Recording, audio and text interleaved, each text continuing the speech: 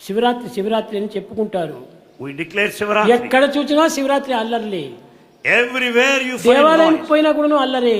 Even in a temple there is noise. కానీ ప్రశాంతి నిలయంలో జరిగేటువంటి యొక్క ఈ శివరాత్రులు ఎక్కడి కూడాను జరగవు. The Shivaratri of Prashantinalayam is the only one without the second. ప్రశాంతంగా జరుగుతుంటాయి. It's utterly completely అన్ని కార్యములు peaceful. కూడా ప్రశాంతమయంగా ఉంటుంటాయి. All tasks are undertaken in peace. అన్ని ప్రేమమయంగా ఉంటుంటాయి. All activities are full of love. ఇలాంటి ఐకమత్యంతో చేసినటువంటి పనులు అన్ని ప్రేమమయంగానే ఉంటుంటాయి. All the activities that we do with unity will be full ప్రేమే of love. దైవము, దైవం ప్రేమ. Love is God, God is love. ఇలాంటి ప్రేమ చేతనే దైవత్వాన్ని పొందాలి.